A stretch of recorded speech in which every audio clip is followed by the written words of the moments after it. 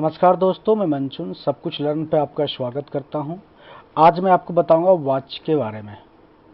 Watch क्या होता है, ठीक है। वॉच के पूरी जानकारी के लिए, पूरा सीखने के लिए आपको ये पूरा शुरू से लेके लास्ट तक वीडियो को देखना होगा, ठीक है। एक रिक्वेस्ट था, अगर अभी तक आपने मेरे चैनल को सब्सक्राइब नहीं किया है तो सब्सक्राइब कर ले और बेल आइकन को जरूर प्रेस करें। चलिए शुरू करते हैं। वॉच। अब पहला क्या है टॉपिक, वॉच। वॉच किसे कहते हैं, सबसे इंपॉर्टेंट टॉपिक यही है। पहले वॉच की परिभाषा, डिफिनीशन जान ले। वॉच किसे कहते हैं? वॉच क्रिया का वह रूप है जिससे यह ज्ञात होता है कि वाक्य में कर्ता प्रधान है या कर्म पर या अथवा या भाव। वॉच क्रिया का वह रूप है जिससे यह ज्ञात होता है कि वाक्य में कर्ता प्रधान है, कर्म अथवा वाक्य क्रिया के लिंग एवं वचन उसी के अनुरूप होते हैं। इसको क्या कहते हैं? वॉच। इसमें क्या होता है, वॉच में क्या होता है कि एक वाक्य में ये देखा जाता है कि उस वाक्य में कर्ता प्रधान है या कर्म प्रधान है या भाव प्रधान है, और उस क्रिया के लिंग एवं वचन उसी के अनुरूप होते हैं, ठीक है। उस वाक्य में क्रिया के लिंग और उसके वचन उसके अनुरूप होते हैं, ठीक है। वाक्य किसे कहते हैं? जिस वाक्य में कर्ता, जिस वाक्य से ये ज्ञात हो कि वो वाक्य कर्ता प्रधान है, कर्म प्रधान है या भाव प्रधान है, ठीक है, उसको वाच्य बोलते हैं, ठीक है। अब मैंने एग्जांपल लिया है खंड अ खंड ब में। देखिए, राम विद्यालय जाता है। खंड ब में क्या है? राम द्वारा विद्यालय जाया जाता है। खंड अ में गरिमा पत्र लिखती है। गरिमा द्वारा पत्र लिखा जाता है। वह जोर से हंसता है। उससे जोर से हंसाया जाता है। चलो चले, चलो चलाया जाए। चलो चले, चलो चला जाए। अब देखिए यहाँ पे क्या है, खंड अ के सभी वाक्य में कर्ता प्रमुख है, ठीक है। राम विद्यालय जाता है, राम प्रमुख है, गरिमा प्रमुख है। वह जोर से हंसता है तो वो एक कर्ता है। चलो चले तो वो एक कर्ता को कह रहा है, किसी व्यक्ति को कह रहा है चले, तो वो क्या है? एक कर्ता प्रधान वाक्य है, ठीक है। और क्रिया के लिंग एवं वचन उसी कर्ता के अनुसार है, ठीक है। अब खंड ब में देख लेते हैं। खंड ब में क और ख, ऊपर वाला क्या है?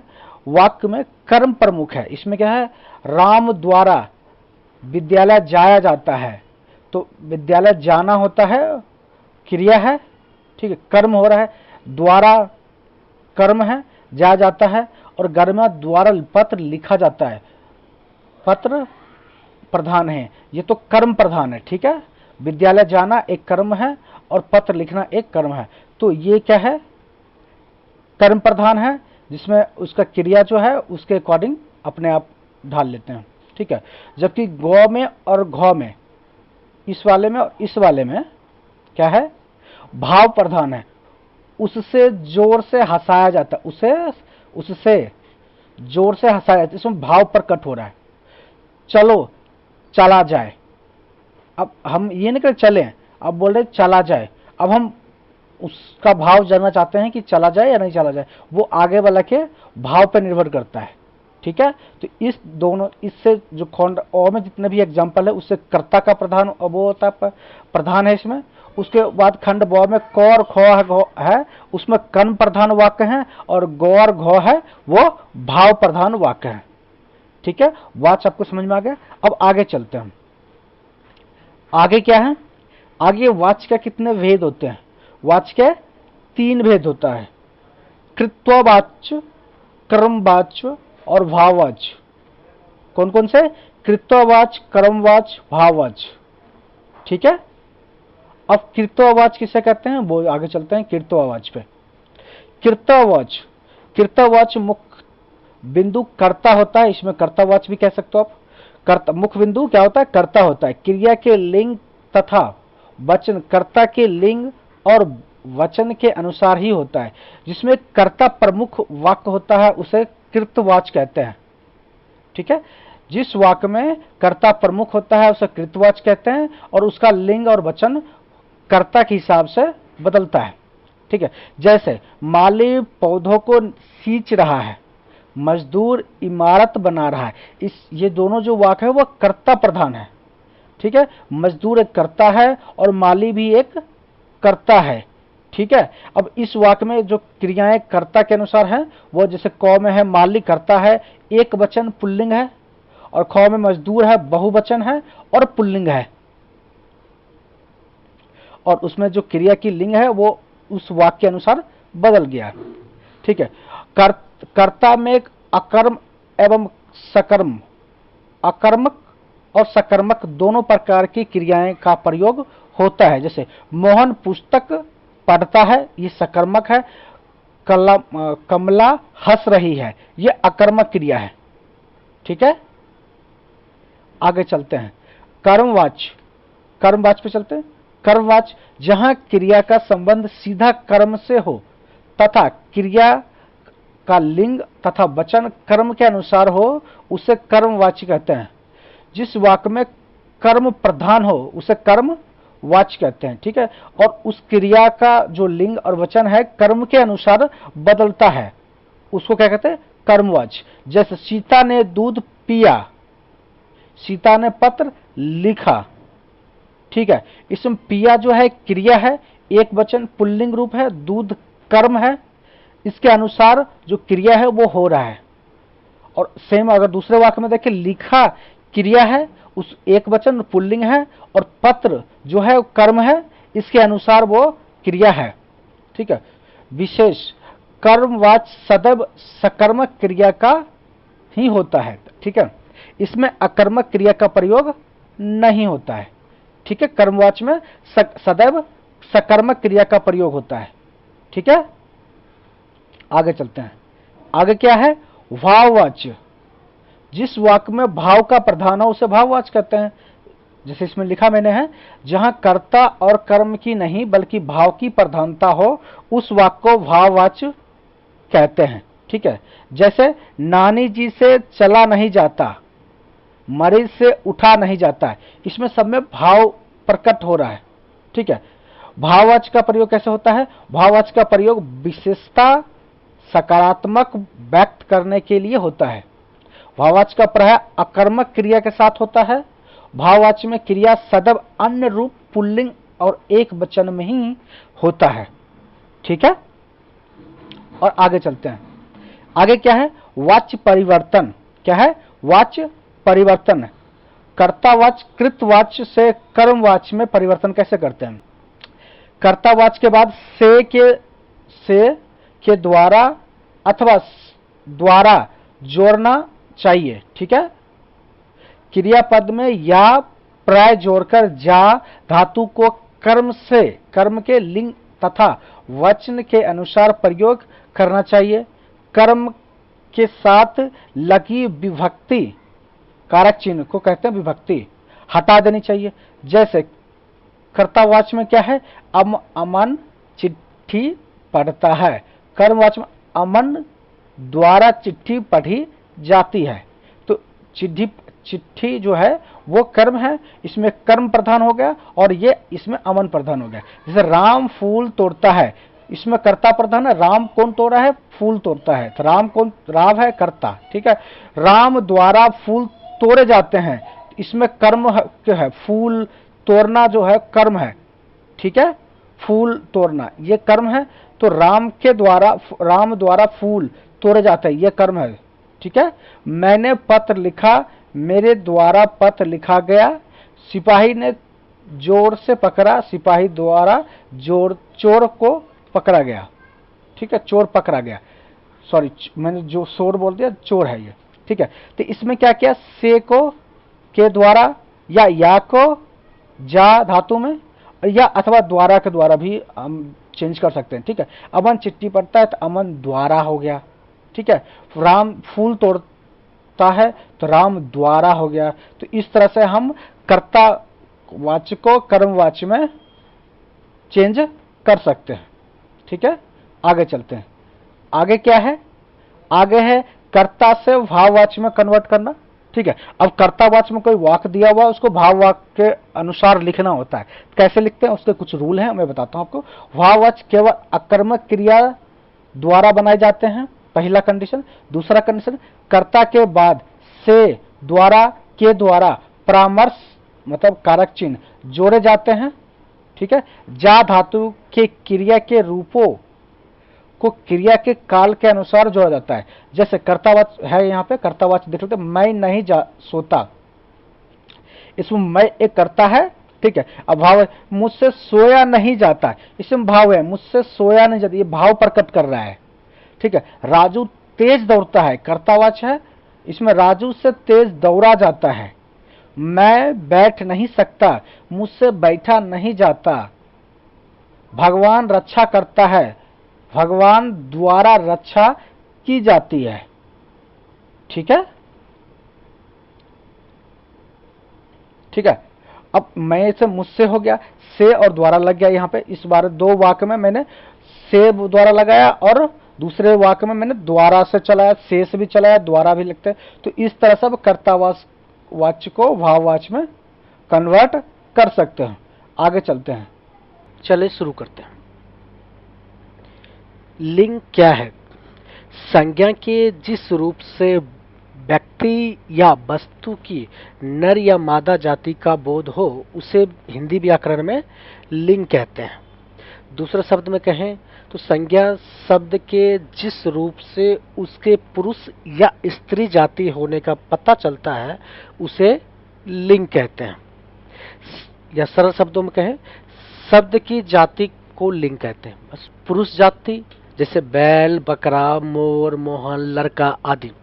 स्त्री जाति जैसे गाय, बकरी, मोरनी, मोहनी, लड़की आदि। इस तरह को शब्द जो होते हैं उसको दो पार्ट में डिवाइड किया जाता है। दो पार्ट में, एक पुरुष जाति में और एक स्त्रीलिंग जाति में। जिससे जाति का बोध होता है उसे लिंग कहते हैं। ठीक है, समझ में? अब चलते हैं लिंग के कितने भेद होते हैं? हिंदी व्याकरण में लिंग के दो भेद होते हैं। पहला पुल्लिंग, दूसरा स्त्रीलिंग। जिन संज्ञा शब्दों से पुरुष जाति का बोध होता है उसे पुल्लिंग कहते हैं।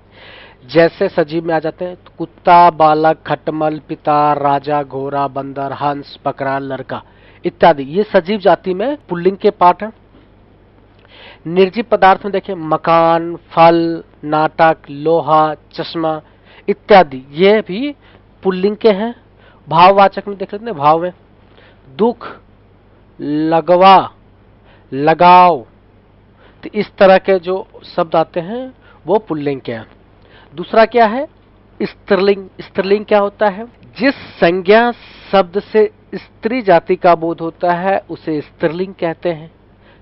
जैसे सजीव में देख लेते हैं, माता, रानी, घोड़ी, कुतिया, बंदरियां, हंसनियां, लड़कियां, बकरियां, जू इत्यादि।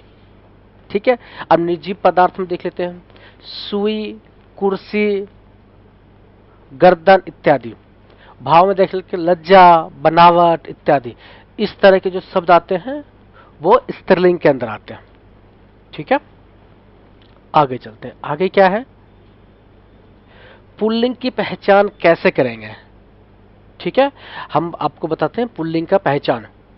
जैसे कुछ संज्ञा जो होते हैं वो पुल्लिंग होते हैं, जैसे कि खटमल, भेड़िया, खरगोश, चीता, मच्छर, पक्षी इत्यादि। ये सारे शब्द संज्ञा हैं और ये पुल्लिंग के पार्ट हैं। अब समूहवाचक संज्ञा में देख लेते हैं, मंडल, समाज, दल, समूह, वर्ग, ये सारे पुल्लिंग हैं। ठीक है, भारी और बेडौल वस्तु में देख लेते हैं, जूता, रस्सा, लोटा, पहाड़ इत्यादि, ये सारे पुल्लिंग है। दिनों के नाम में देख लेते हैं, सोमवार, मंगलवार, बुधवार, वीरवार, शुक्रवार, शनिवार और रविवार, ये सारे पुल्लिंग शब्द हैं। महीने के नाम देख लेते हैं, फरवरी, मार्च, चैत, बैसाख, ठीक है, आदि, ये सारे पुल्लिंग नाम है। ठीक है, अपवाद में जनवरी, मई और जुलाई स्त्रीलिंग है। ठीक है, पर्वत के नाम में देख लेते हैं, Himalaya, Vindhyachal, Satpura, Alps, Ural, Kanchenjunga, Everest, Fujiyama आदि। ठीक है, देशों का नाम देख लेते हैं, भारत, चीन, ईरान, अमेरिका, ये सारे पुल्लिंग हैं। नक्षत्रों व ग्रहों के नाम देख लेते हैं। सूर्य, चंद्र, राहु, शनि, आकाश, बृहस्पति, बुध, ये सारे पुल्लिंग हैं। धातु में देख लेते हैं। सोना, तांबा, पीतल, लोहा, ये सारे पुल्लिंग हैं। वृक्षों में देख लेते हैं। अमरूद, केला, शीशम, पीपल, देवदार, चिनार, बरगद, अशोक, प्लास, आम आदि, ये सारे पुल्लिंग शब्द हैं। आगे चलते हैं। अनाजों के नाम में देख लेते हैं। गेहूं, बाजरा, चना, जौ, ये सारे पुल्लिंग शब्द हैं।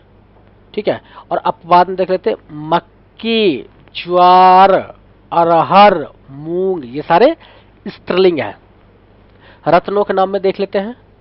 नीलम, पुखराज, मूंगा, माणिक, पांत्रा, मोती, हीरा, ये सारे रत्नों के नाम है और ये सारे पुल्लिंग शब्द हैं। फलों के नाम में देख लेते हैं। फूलों के नाम में गेंदा, मोतिया, कमल, गुलाब, ये सारे पुल्लिंग शब्द हैं।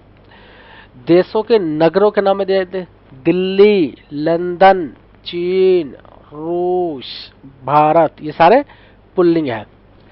द्रव पदार्थ के नाम में देख लेते हैं।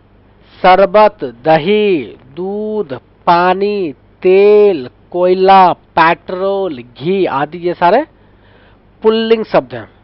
और स्त्रीलिंग कौन सा है? चाय, कॉफी, लस्सी, चटनी, ये सारे स्त्रीलिंग शब्द हैं। समय के नाम पर देख लेते हैं। घंटा, पल, क्षण, मिनट, सेकेंड, ये सारे पुल्लिंग शब्द हैं। द्वीप के नाम में देख लेते हैं। अंडमान निकोबार, जावा, क्यूबा, न्यू फाउंडलैंड आदि, ये सारे द्वीप के नाम है और ये सारे पुल्लिंग शब्द हैं। सागर के नाम में देख लेते हैं। हिंद महासागर, प्रशांत महासागर, अरब सागर, ये सारे पुल्लिंग शब्द हैं। ठीक है, पुल्लिंग महासागर है। वर्णमाला में देख लेते हैं।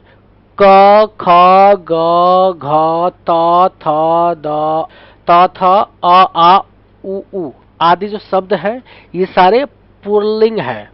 और स्त्रीलिंग कौन है? ई, बरी, ई, री, ये सारे स्त्रीलिंग है।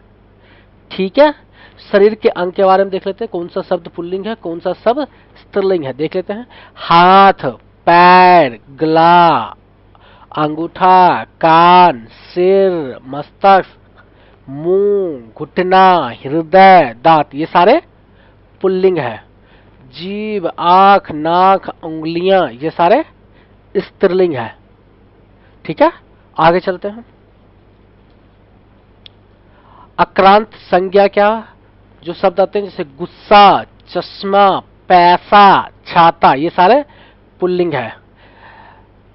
दान, खाना, बाला आदि, ये अंत में होने वाला है। जो अधिकतर शब्द पुल्लिंग होते हैं जैसे खानदान, पिकदान, दवाखाना, जेल खाना, दूध वाला, घी वाला, ये सारे पुल्लिंग शब्द हैं। ठीक है। अ, आ, आव, पा, पन, क, त, आबा तथा औरा से अंत होने वाली संज्ञा पुल्लिंग होते हैं। जैसे औ से जैसे खेल, रेल, बाग, हार, यंत्र। आ से जैसे लोटा, मोटा, छोटा, घोटा, घोरा, हीरा इत्यादि। आप से जैसे पुलबाव, द्वाराव, बहाव, फैलाव, झुकाव। पा से बुढ़ापा, मोटापा, पुजापा, इस तरह से जो शब्द होते हैं वो पुल्लिंग के में आता है। पन से देख लेते हैं। लड़कपन, अपनापन, बचपन, सीधापन, टेढ़ापन, तो ये सारे शब्द जो है वो पन से होता है, जिसके लास्ट में पन होता है और ये पुल्लिंग होता है। क में देख लेते हैं। लेखक, गायक, बालक, नायक इत्यादि, ये सारे शब्द पुल्लिंग होते हैं। तो से देख लेते हैं। ममत्व, पुरुषत्व, स्त्रीत्व, मनस्वत्व, ये सारे शब्द पुल्लिंग के अंदर आता है। आवा में देख लेते हैं। हुलावा, छलावा, दिखावा, चढ़ावा इत्यादि, ये शब्द है पुल्लिंग है। ठीक। ठीक है। औरा से देख लेते हैं, पकौड़ा, हथौड़ा, तो ये सारे शब्द जो होते हैं ना पुल्लिंग होता है। मच्छर, गेंडा, कौवा, भालू, तोता, गिदर, जिराफ, खरगोश, जेवरा आदि सदैव पुल्लिंग होते हैं। ठीक है। कुछ प्राणीवाचक शब्द जो सदैव पुरुष जाति का बोध कराते हैं, जैसे बालक, गिद्दर, कौवा, कवि, साधु इत्यादि, ये सारे पुल्लिंग होते हैं। ठीक है। आपने देख लिया पुल्लिंग कैसे पहचान सकते हैं। 25 रूल मैंने बताया है, वो 2500 आपको याद हो जाएगा, तो आप पुल्लिंग आसानी से आप समझ सकते हैं। आप चलते हैं स्त्रीलिंग के बारे में। ठीक है। स्त्रीलिंग कैसे पहचानते हैं, ठीक है, उसका मैं भी बताता हूँ। स्त्रीलिंग शब्दों के अंतर्गत नक्षत्र, नदी, बोली, भाषा, तिथि, भोजन आदि के नाम आते हैं। जैसे कुछ संज्ञा हमेशा स्त्रीलिंग रहती है, जैसे मक्खी, कोयल, मछली, तितली, मैना, ये सारे स्त्रीलिंग ही है होते हैं। समूहवाचक संज्ञा में देख लेते हैं, वीर, कमेटी, सेना, सभा, कक्षा। प्राणीवाचक संज्ञा में देख लेते हैं, घाय, संतान, सौतन इत्यादि। छोटी और सुंदर वस्तु में देख लेते हैं, से जूती, रस्सी, लुटिया, पहाड़ी इत्यादि, ये सारे स्त्रीलिंग शब्द हैं। नक्षत्र में देख लेते हैं, अश्विनी, रेवती, मृगशिरा, चित्रा, वर्गिनी, रोहिणी इत्यादि, ये सारे स्त्रीलिंग नक्षत्र हैं। जैसे बोली में देख लेते हैं, मेवाती, ब्रज, बुलंदली, ये सारे स्त्रीलिंग बोली है। नदियां का नाम देते हैं, रवि, कावेरी, कृष्णा, यमुना, सतजल, रावी, ब्यास, गोदावरी, झेलम, गंगा इत्यादि, ये जो नदी है सारे स्त्रीलिंग नदी है। भाषाओं व लिपियों के नाम देख लेते हैं, देवनागरिक, अंग्रेजी, हिंदी, फ्रांसीसी, अरबी, फारसी, जर्नल, बंगाली इत्यादि, ये सारे स्त्रीलिंग है। पुस्तकों का नाम है कुरान, रामायण, गीता, ये सारे स्त्रीलिंग है। इस तिथियों का नाम देख लें, पूर्णिमा, अमावस्या, एकादशी, चतुर्थी, प्रथमा इत्यादि, ये सारे स्त्रीलिंग है। आहार का नाम देख लेते हैं, सब्जी, दाल, कचौरी, पूरी, रोटी, ये सारे स्त्रीलिंग है। अपवाद में हलवा, अचार, रायता, ये पुल्लिंग है। इक्रांत वाले शब्द देख लेते हैं, नानी, बेटी, मामी, भाभी, ये सारे स्त्रीलिंग है। ठीक है। दूसरा देख लेते हैं, आ, ता, आई, आवट, या, आहट आदि प्राय लगाकर जिस स्त्रीलिंग शब्द जिस भी लगातार भी स्त्रीलिंग शब्द बनते हैं, जैसे आ से लेते भाषा, कविता, प्रजा, दया, विद्या, ये सारे आ से बनते हैं और ये सारे स्त्रीलिंग है। ता से देख लेते हैं, गीता, ममता, लता, संगीता, माता, सुंदरता, मधुरता, ये सारे ता से शब्द है और ये स्त्रीलिंग है। आई से देख लेते हैं, सगाई, मिठाई, घुनाई, पिटाई, धुलाई इत्यादि, ये सब आई से बनता है और ये सारे स्त्रीलिंग शब्द है। आवट से देख लेते हैं, सजावट, बनावट, खिलावट, सटावट, ये सारे आवट से बनता है और इसलिए सारे स्त्रीलिंग शब्द है। या से देख लेते हैं, कुटिया, बुढ़िया, चीरिया, बिंदिया, घिटिबिया इत्यादि, ये सारे या से बनता है और इसलिए ये स्त्रीलिंग शब्द है। आहट से चिल्लाहट, घबराहट, चिकनाहट, कवराहट, ये सारे आहट से बनते हैं। इसलिए शरीर के कुछ अंग के नाम जो स्त्रीलिंग में होते हैं, जैसे आँख, नाक, जीभ, पलके, ठोड़ी इत्यादि। कुछ आभूषण और परिधान भी स्त्रीलिंग होते हैं, जैसे साड़ी, सलवार, चुंदरी, धोती, टोपी, पैंट, कमीज, पगड़ी, माला, चूड़ी, बिंदी, कंघी, नथ, अंगूठी, हौसली आदि। कुछ मसाले जो होते हैं वो भी स्त्रीलिंग में आते हैं, जैसे दालचीनी, लौंग, हल्दी, मिर्ची, धनिया, इलायची, अजवाइन, सौंफ, चिरौंग, चीनी, कलौजी, चाय, कॉफी इत्यादि, ये सारे स्त्रीलिंग है। ठीक है, ये स्त्रीलिंग यहीं खत्म होता है।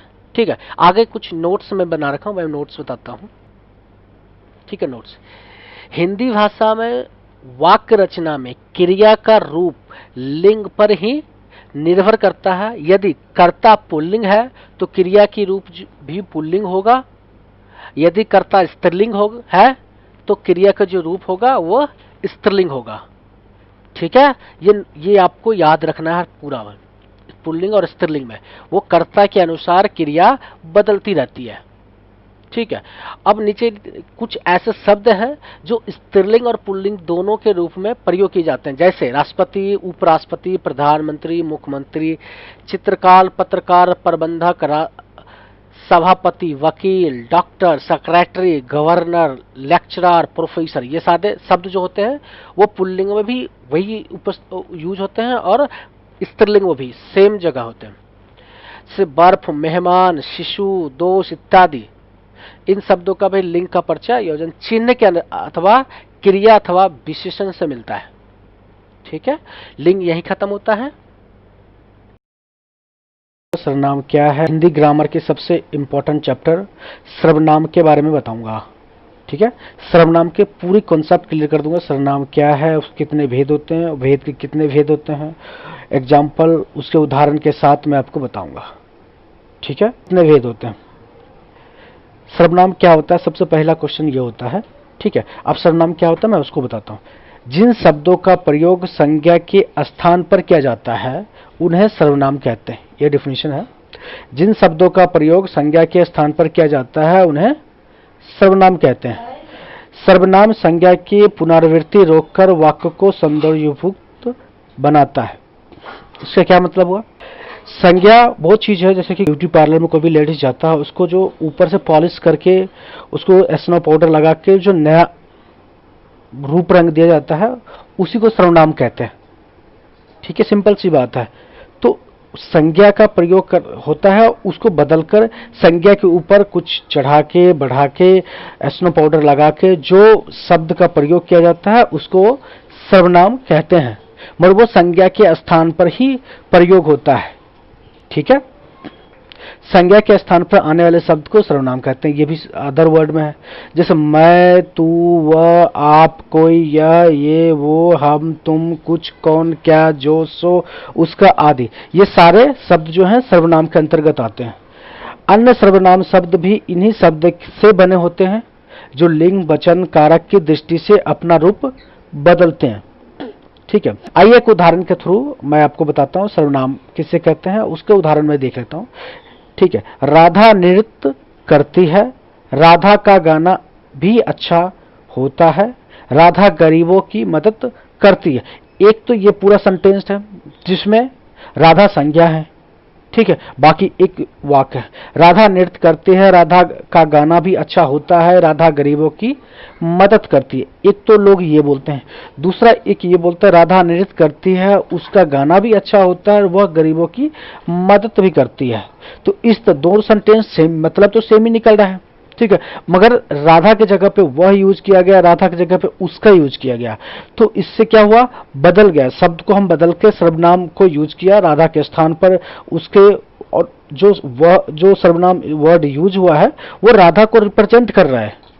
ठीक है, तो इसलिए हम क्या कहते हैं, संज्ञा के स्थान पर आने वाले शब्द को ही सर्वनाम कहते हैं। जैसे राधा मतलब वह, राधा मतलब उसका, तो राधा का गाना भी अच्छा लगता है, उसका गाना भी अच्छा लगता है। राधा गरीबों को मदद करती है तो वह गरीबों की मदद करती है। राधा एक बार यूज कर लिया आपने, उससे सारे वाक्य समझ में जाते हैं कि वो सारे राधा को ही रिप्रेजेंट करते हैं। तो ऐसे जो शब्द होते हैं उसे क्या कहते हैं, सर्वनाम कहते हैं। ठीक है, आपको समझ में आ गया सर्वनाम? आगे चलते हैं। सर्वनाम के कितने भेद होते हैं?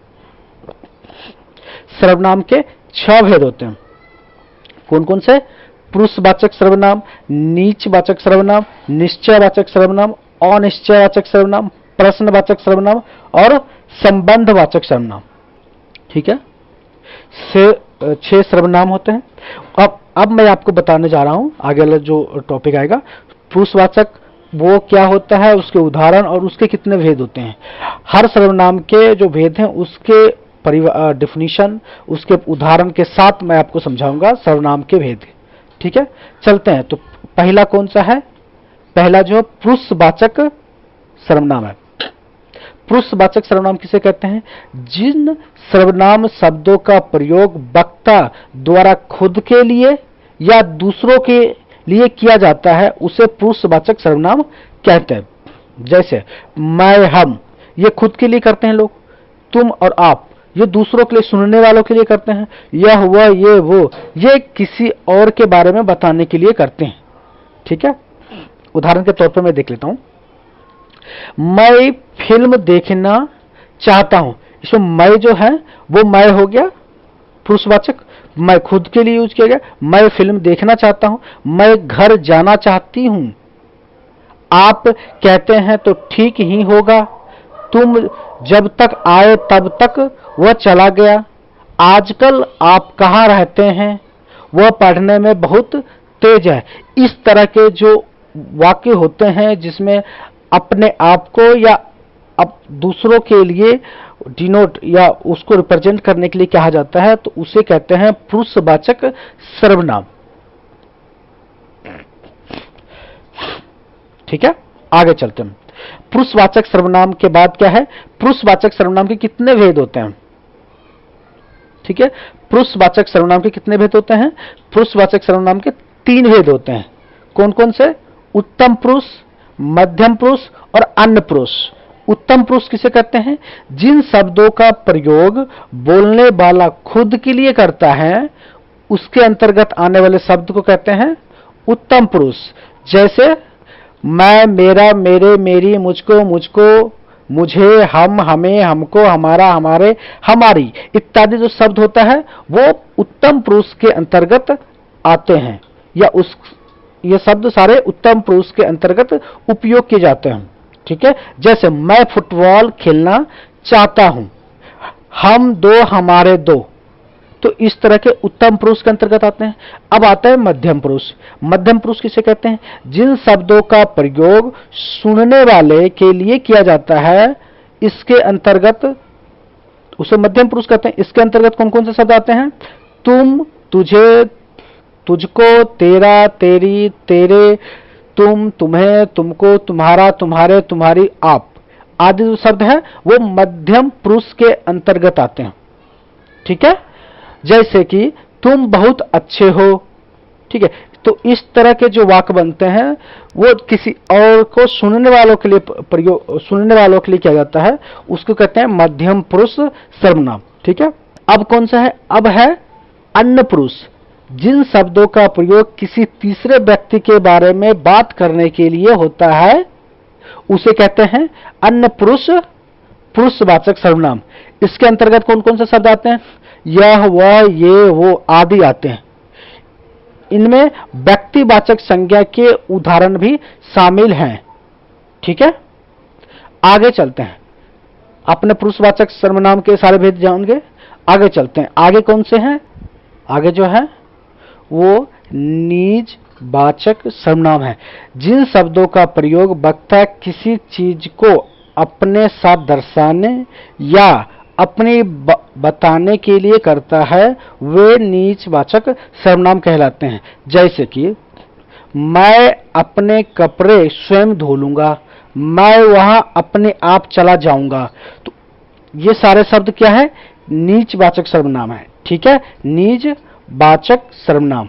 ठीक है, इसमें क्या हो रहा है कि जो वक्ता है खुद के लिए, स्वयं के लिए, और अपने आप का प्रयोग कामों को खुद से जोड़ने के लिए कह रहे हैं। ठीक है, जहां आप शब्द का प्रयोग श्रोता के लिए वो हो वहां पर, जहां आप शब्द का प्रयोग श्रोता के लिए हो वहां यह आदर सूचक मध्यम पुरुष होता है, और जहां आप शब्द का प्रयोग अपने के लिए हो वह निजवाचक होता है।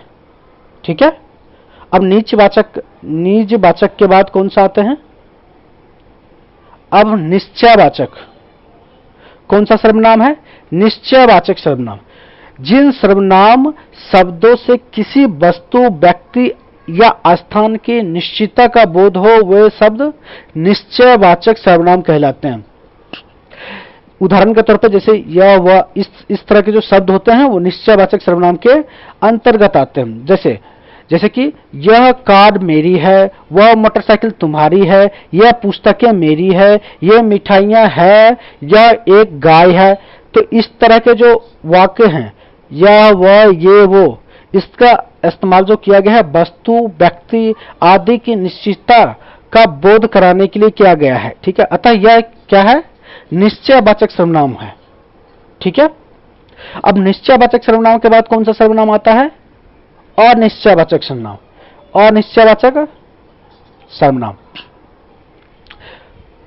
अनिश्चयवाचक सर्वनाम जिन सर्वनाम शब्दों से वस्तु व्यक्ति स्थान आदि की निश्चितता का बोध नहीं होता है वे अनिश्चयवाचक सर्वनाम कहलाता है। जैसे अनिश्चयवाचक सर्वनाम का उदाहरण देख लेते हैं। जैसे कुछ, कोई, इस तरह के जो शब्द प्रयोग किए जाते हैं अनिश्चयवाचक सर्वनाम के लिए। ठीक है, जैसे मुझे कुछ खाना है, इसमें कोई निश्चित नहीं क्या खाना है। ठीक है, मेरे खाने में कुछ गिर गया, क्या गिर गया पता नहीं, इसलिए कुछ गिर गया, इस अनिश्चय है। ठीक है, मुझे बाजार से कुछ लाना है, कोई आ रहा है, मुझे कोई नजर आ रहा है। तो इस तरह के जो वाक्य होते हैं, इस तरह के जो शब्द होते हैं वो अनिश्चयवाचक सर्वनाम के अंतर्गत आते हैं। ठीक है, जिसमें किसी भी निश्चितता का प्रयोग नहीं हो रहा है। ठीक है, आगे चलते हैं। प्रश्नवाचक सर्वनाम जिन शब्दों का प्रयोग किसी वस्तु व्यक्ति आदि के बारे में कोई सवाल पूछने या उसके बारे में जानने के लिए किया जाता है उन शब्दों को प्रश्नवाचक सर्वनाम कहते हैं। जैसे कौन, क्या, कब, कहां आदि, ये सारे शब्द क्या होता है, प्रश्नवाचक सर्वनाम के सूचक हैं। जैसे कि देखो तो कौन आया है, आपके क्या, आपने क्या खाया है। तो ऊपर दिए गए जो शब्द हैं, जो दो शब्द दिए हमने, उसमें कौन और क्या शब्द का प्रयोग किया गया है। ठीक है, इसमें व्यक्ति या वस्तु दोनों के लिए किया गया है। ठीक है, और ये जानने की कोशिश किया गया कि ये है क्या, तो ये प्रश्न पूछ रहे हैं उससे, तो इसलिए ये जो सर्वनाम है ये प्रश्नवाचक सर्वनाम हो जाते हैं। ठीक है, प्रश्नवाचक सर्वनाम के बाद कौन सा सर्वनाम आते हैं, संबंधवाचक सर्वनाम। ठीक है, संबंधवाचक सर्वनाम। संबंधवाचक सर्वनाम किसे कहते हैं, जिन सर्वनाम शब्दों का प्रयोग किसी व्यक्ति वस्तु का संबंध बताने के लिए किया जाए वे संबंधवाचक सर्वनाम कहलाते हैं। जिन सर्वनाम शब्दों का प्रयोग किसी व्यक्ति या वस्तु को संबंध बताने के लिए किया जाए वे शब्द संबंधवाचक सर्वनाम कहलाते हैं। जैसे जो, सो, जैसे, वैसे, इस तरह के जो शब्द आते हैं वो संबंधवाचक सर्वनाम के अंतर्गत आते हैं। जैसे एक एग्जांपल लेते हैं, जैसी करनी वैसी भरनी, जो सेवा सोएगा वो खोएगा, जो जगेगा वो सो पाएगा, जैसा बताओगे वैसा काटोगे, जैसा बोओगे वैसा काटोगे। जैसे ऊपर दिए हुए जो सो, जैसा वैसा का प्रयोग करने के लिए किसी व्यक्ति या वस्तु में संबंध बताया जा रहा है। ठीक है, तो अतः इस तरह के जो शब्द आते हैं या इस तरह के जो वाक्य होते हैं वो संबंधवाचक सर्वनाम के श्रेणी में आते हैं। ठीक है, ये संबंधवाचक सर्वनाम के छठे वेद थे। चलिए शुरू करते हैं, वर्णमाला किसे कहते हैं। ठीक है,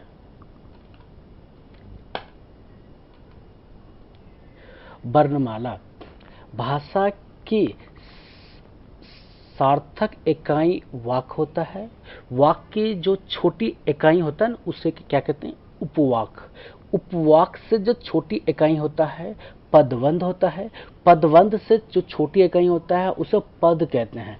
पद से भी एक छोटी इकाई होता है उसे अक्षर कहते हैं। और अक्षर के जो सबसे छोटी इकाई होता है उसे ध्वनि कहते हैं। और ध्वनि को ही हम वर्ण कहते हैं। ठीक है, वर्ण समझ में आ गया क्या? सबसे छोटी इकाई को हम क्या कहते हैं, वर्ण कहते हैं। सबसे छोटी इकाई को वर्ण कहा जाता है हिंदी में। ठीक है, अब वर्णमाला बताते हूँ।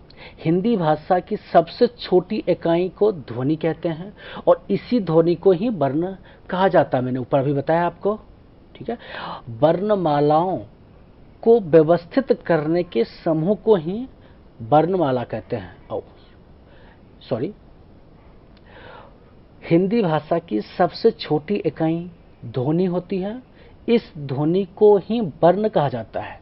वर्णों को व्यवस्थित करने के समूह को वर्णमाला कहते हैं। ठीक है, वर्णमाला किसे कहते हैं? वर्णों को, समूह को, जो वर्ण होते हैं उसके समूह को व्यवस्थित करने के लिए जो वर्ड यूज होता है उसे कहते हैं वर्णमाला। वर्णमाला के आगे चलते हैं। हिंदी में उच्चारण के आधार पर 45 वर्ण होते हैं। हिंदी में उच्चारण के आधार पर 45 वर्ण होते हैं, जिनमें से 10 स्वर्ण वर्ण हो और 35 व्यंजन होते हैं। लेखन के आधार पर 52 वर्ण होते हैं। इनमें से 13 स्वर्ण वर्ण होते हैं, 35 व्यंजन वर्ण होते हैं और 4 संयुक्त व्यंजन वर्ण होते हैं। ठीक है, वर्णमाला के 2 प्रकार के होते हैं। वर्णमाला 2 भेद होते हैं, 2 भाग होते हैं। पहला भाग कौन कौन से होते हैं? स्वर्ण वर्ण, और दूसरा होते हैं व्यंजन। ठीक है, वर्णमाला के 2 भाग होते हैं, स्वर्ण वर्णमाला और व्यंजन वर्णमाला। आगे चलते हैं, देखते हैं स्वर्ण वर्णमाला किसे कहते हैं। अब स्वर्ण वर्णमाला पर चलते हैं। जिन वर्णों को स्वतंत्र रूप से बोला जा सके उसे स्वर कहते हैं। परंपरागत रूप से स्वरों की संख्या 13 मानी गई है, लेकिन उच्चारण की दृष्टि से 10 ही स्वर होते हैं। स्वर के उदाहरण पर देख लेते हैं। उच्चारण के आधार पर स्वर देख लेते हैं। अ, आ, छोटी ई, बड़ी ई, ऊ, बड़ा ऊ, ए, ऐ, ओ, औ। ये क्या है? उच्चारण के आधार पे स्वर्ण। ठीक है, स्वर उच्चारण के आधार पे स्वर है। अब लेखन के आधार पे स्वर देख लेते हैं। अ, आ, ए, बड़ी ए, ओ, बड़ा ओ, ए, ऐ, ओ, औ, अं, आ, री आदि होते हैं। ठीक है, स्वर समझ गए। अब आते हैं व्यंजन पे। ठीक है,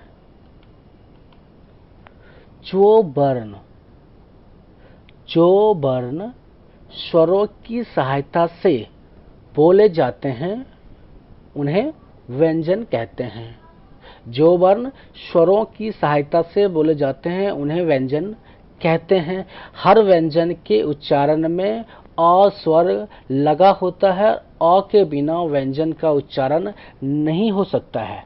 वर्णमाला में कुल 35 व्यंजन होते हैं। ठीक है, जो वर्ण स्वरों के सहायता से बोले जाते हैं उसे व्यंजन कहते हैं, और हर व्यंजन के उच्चारण में अ स्वर लगा होता है। अ के बिना व्यंजन का उच्चारण नहीं हो सकता है। और कितने हैं वर्णमाला में व्यंजन? 35 हैं।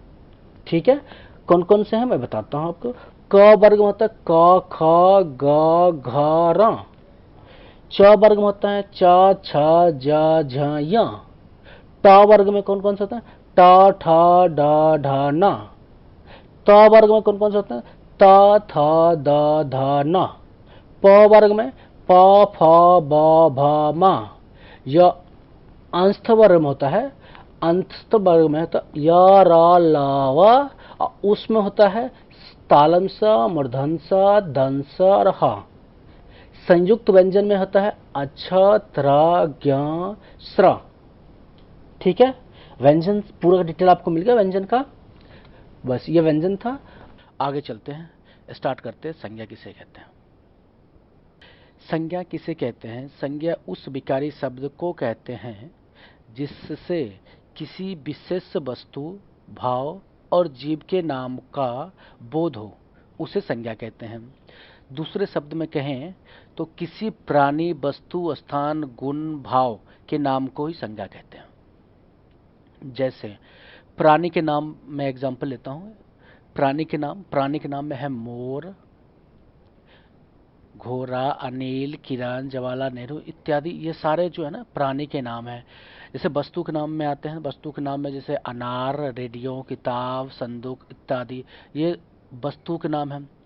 स्थान के नाम में कहते हैं कुतुब मीनार, नगर, भारत, मेरठ, और भी बहुत सारा जगह के नाम है, पटना, हैदराबाद, मद्रास, इस तरह के जो जगह के नाम हैं उसको क्या कहते हैं, वो भी एक संज्ञा है।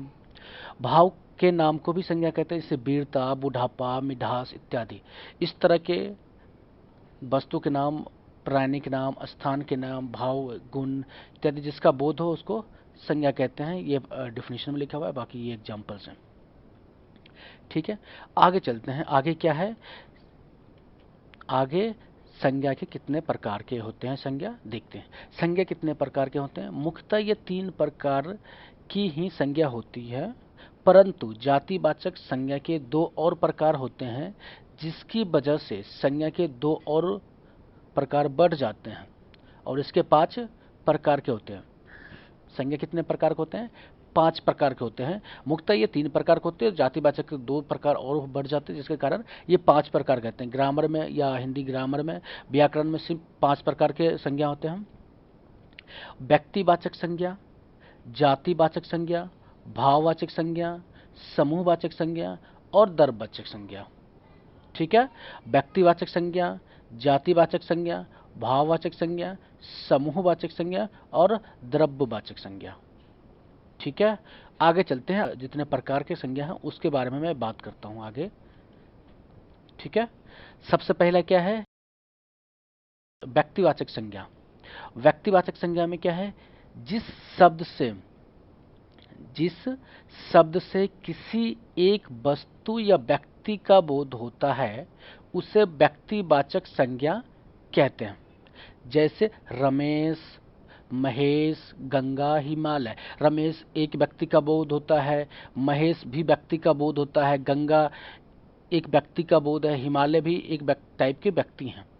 ठीक है, व्यक्तिवाचक संज्ञा में व्यक्तियों, दिशाओं, देशों, राष्ट्रीयता, समुद्रों, नदियों, पर्वतों, सड़कों, पुस्तकों, समाचार पत्रों, घटनाओं, दिन, महीनों, त्योहार, उत्सवों इत्यादि के स्थान दिया जाता है। ठीक है, उदाहरण श्याम, सुरेश, उत्तर, दक्षिण, पूर्व, पश्चिम, भारत, भारतीय, हिंदू महासागर, हिमालय, दिल्ली, त्रिदेव, दैनिक जागरण, मई, बुधवार, होली, दिवाली जैसे शब्द व्यक्तिवाचक शब्द हैं। व्यक्तिवाचक संज्ञा आप समझ गए। आगे चलते हैं। व्यक्तिवाचक के बाद जो संज्ञा है वो कौन सी संज्ञा है, वो है जातिवाचक संज्ञा। कौन सी संज्ञा है, जातिवाचक संज्ञा। जिस शब्द से एक ही प्रकार की वस्तुओं, व्यक्तियों तथा प्रवृत्तियों का बोध हो उसे जातिवाचक संज्ञा कहते हैं। संबंधियों, व्यवसायों, पदों तथा कार्यों, पशु पक्षियों, वस्तुओं तथा प्राकृतिक तत्व के नाम जातिवाचक संज्ञा के अंतर्गत आते हैं। उदाहरण के तौर पर भाई, बहन, प्रोफेसर, मनुष्य, नदी, घोड़ा, गाय, पशु, वर्षा, ज्वालामुखी, राजा, मंत्री, कुर्सी, घोड़ा, बनिया, ब्राह्मण, लड़का, नर, नारी, आदमी, औरत, पहाड़, नदी, घाटी, समुद्र, द्वीप, तालाब, अनाज जैसे शब्द जातिवाचक संज्ञा के अंतर्गत आते हैं। ठीक है, जातिवाचक संज्ञा समझ गए। अब चलते हैं भाववाचक संज्ञा पे। ठीक है, भाववाचक संज्ञा। भाववाचक संज्ञा किसे कहते हैं, जिस शब्द से किसी व्यक्ति या वस्तु के गुण या धर्म, दशा तथा कार्य व्यापार का बोध होता है उसे भाववाचक संज्ञा कहते हैं। जिस शब्द से किसी व्यक्ति या वस्तु के गुण या धर्म, दशा तथा कार्य व्यापार का बोध होता है उसे भाववाचक संज्ञा कहते हैं। प्रत्येक पदार्थ का अपना एक स्वभाव होता है। मनुष्य का स्वभाव मनुष्यत्व तथा पशु का स्वभाव हरकत, पशु का स्वभाव का हरकत क्या है, पशुत्व कहलाता है। ठीक है। भाववाचक संज्ञा के एक शब्द से एक ही शब्द का बोध होता है। भाववाचक संज्ञा में एक शब्द से एक ही शब्द का बोध होता है। इस कारण से शब्दों का प्रयोग उसके उसी रूप में होता है। बहुवचन के प्रयोग संभव नहीं होते हैं। उदाहरण के तौर भाववाचक संज्ञा के उदाहरण के तौर पे लंबाई, नर्मता, चाल, समझ, मनुष्यत्व, देवत्व, पुरुषत्व, अपमान, बंधुत्व, मर्दाना, शीतलता, मिठास, तीखापन, बुढ़ापा, मित्रता, गर्मी, सर्दी, निजत्व, मित्रता, पढ़ाई, लड़ाई, कराई, प्रहार इत्यादि भाववाचक संज्ञा के उदाहरण हैं। ठीक है, आगे चलते हैं। आगे क्या है? समूहवाचक संज्ञा। कौन सा है? समूहवाचक संज्ञा। जिस शब्द से वस्तु अथवा व्यक्ति के समूह अथवा बहुलता का बोध हो उसे समूहवाचक संज्ञा कहते हैं। जैसे सभा, दल, संघ, गुच्छा, कुंज इत्यादि शब्दों समूह का बोध होता है। उदाहरण के तौर पर मेला, भीड़, बाजार, प्रदर्शन, रैली, सेना, जुलूस, पार्टी, कुंज, धौध, जमावड़ा, सैलाब, युद्ध, समुदाय, हुजूम, सेना, झुंड, गिरोह इत्यादि समूहवाचक संज्ञा के उदाहरण हैं। ठीक है, आगे चलते हैं। आगे क्या है?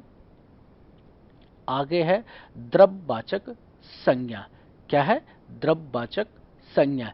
जिस शब्द से किसी धातु, द्रव्य तथा ऐसे वस्तुओं जिसे नापा तौला जा सके का बोध हो उसे द्रव्यवाचक संज्ञा कहते हैं।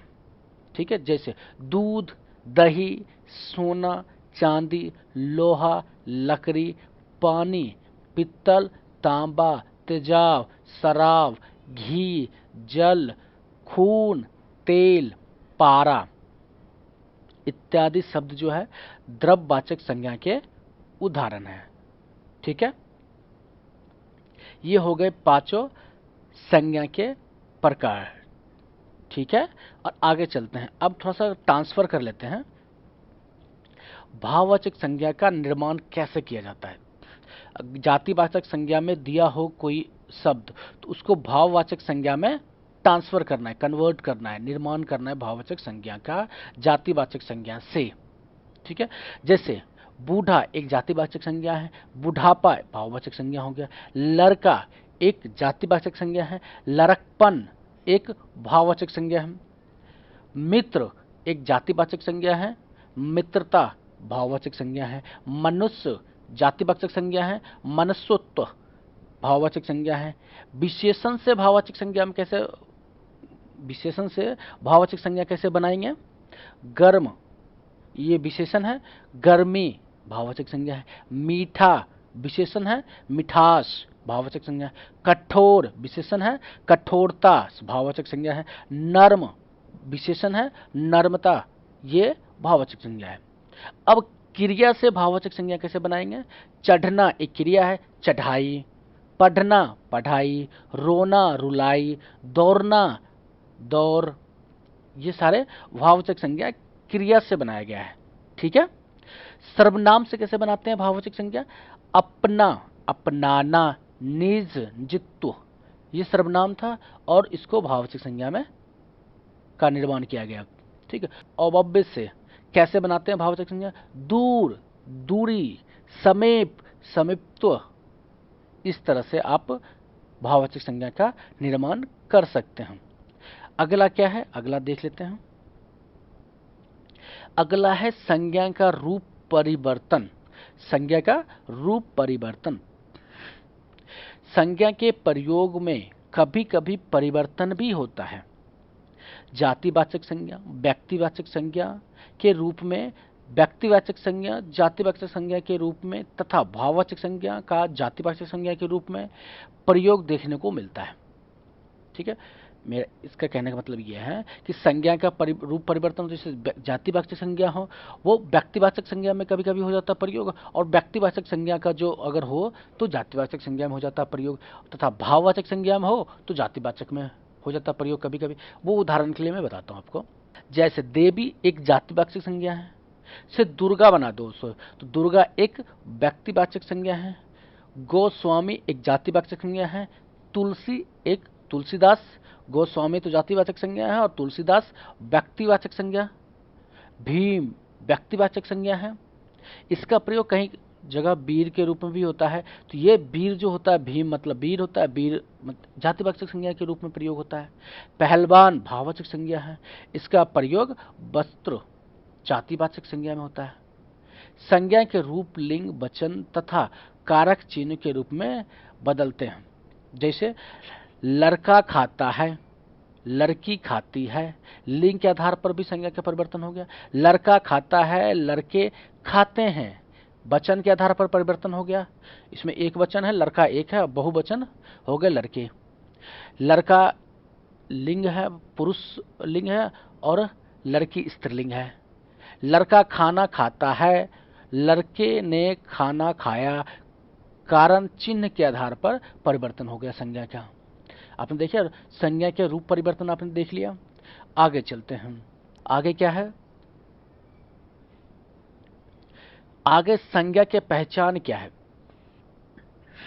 अब संज्ञा के पहचान बताते हैं।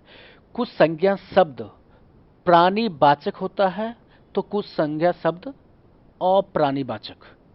कुछ शब्द गणनीय होता है तो कुछ शब्द अगणनीय।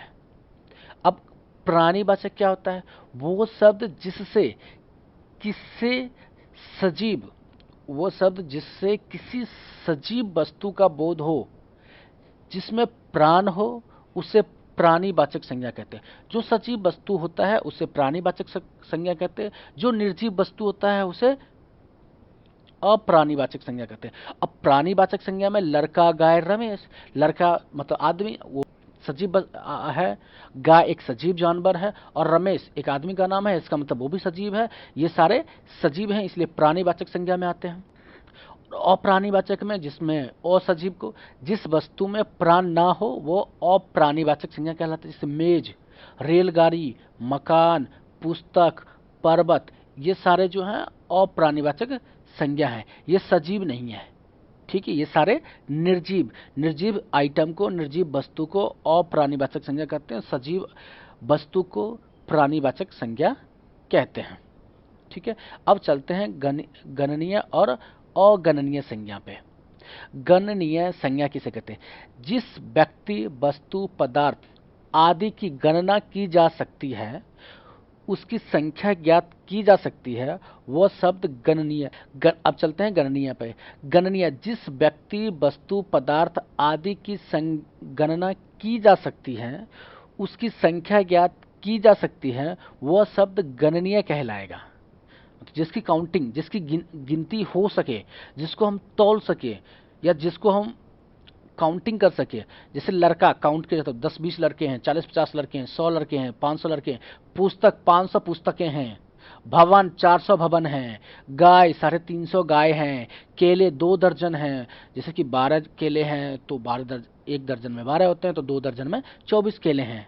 ठीक है, संज्ञा, जिस व्यक्ति, वस्तु, पदार्थ आदि की गणना नहीं की जा सकती है, उसकी संख्या ज्ञात नहीं की जा सकती है, वह शब्द अगणनीय संज्ञा कहलाएगा। जैसे दूध, दूध इसको गिनो भाई, कितने दूध है, किलो तो कर सकते हो, मगर गिन नहीं सकते हो ना। पानी गिनो, नहीं गिन सकते। हवा गिनो, नहीं गिन सकते। मित्रता गिनो, नहीं गिन सकते हो। तो इस तरह के जो संज्ञा होते हैं अगणनीय होते हैं। ठीक है, आगे चलते हैं। आगे इस संज्ञा के सारे डिटेल मैंने बता दिया है। इसके बाद जो है कुछ मैंने क्विज प्रश्न उत्तर बताए हैं, यहाँ पे कुछ प्रश्न डाले हैं, जो हमने ऊपर जो भी आपको समझाया है, संज्ञा, संज्ञा के प्रकार, पूरा डिटेल आपको दिया है संज्ञा के बारे में, उससे रिलेटेड कुछ यहाँ पे मैंने लगभग 6 प्रश्न डाले हैं। इसका आंसर आप मैंने आंसर भी दिए हैं, ऑप्शंस भी दिए ए बी सी डी। तो ये ऑप्शंस दिए हुए हैं, इसमें से जो भी राइट आंसर, जैसे क्वेश्चन ए का ए आंसर ठीक है, क्वेश्चन बी का मतलब क्वेश्चन 2 का ए आंसर ठीक है, इस तरह के जो भी आंसर इसका ठीक है, वो इस कमेंट बॉक्स में आप अपना आंसर क्वेश्चन नंबर के साथ आंसर जरूर डालें, जिससे हमें मोटिवेशन मिलता रहता है कि आप सीख रहे हैं कि नहीं सीख रहे हैं। नहीं सीख रहे होंगे तो दूसरा वीडियो बनाएंगे, अगर सीख रहे होंगे तो फिर दूसरे चैप्टर पे वीडियो बनाएंगे। ठीक है, हमें मोटिवेशन मिलता है वीडियो बनाने के लिए, इसलिए आप कमेंट जरूर करें, इसका आंसर जरूर लिखें। ठीक है, अब जैसे इसमें जो क्वेश्चंस हैं, कभी किस संज्ञा के भेद का शब्द है ये बताएं, मुस्कुराहट किस प्रकार के संज्ञा के उदाहरण हैं, द्रव्यवाचक संज्ञा शराब का जातिवाचक संज्ञा परिवर्तन करने से क्या शब्द बनता है, जिस संज्ञा से अनेक वस्तु अथवा प्राणियों के समूह का बोध होता है उसे क्या कहते हैं, भाव दशा धर्म गुण या कार्य का बोध करने वाली संज्ञा क्या कहलाती है, बालपन किस संज्ञा का उदाहरण है। तो ये सारे जो प्रश्न है उसका उत्तर कमेंट बॉक्स में आप जरूर लिखें। ठीक है, आगे चलते हैं। आगे क्या है, जो आने वाला टॉपिक है मैं उसके बारे में बता रहा हूँ। लिंग के बारे में बताऊंगा, जो इसमें थोड़ा सा डेमो दे रखा है, जो शब्द स्त्री या पुरुष में भेद उत्पन्न करता है उसे लिंग कहते हैं।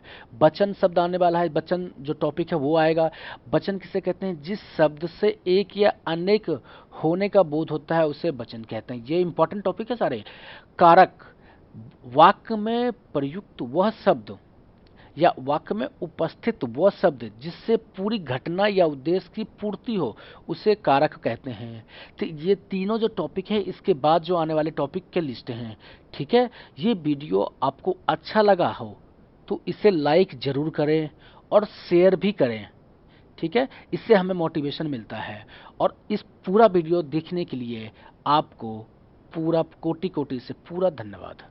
Thank you.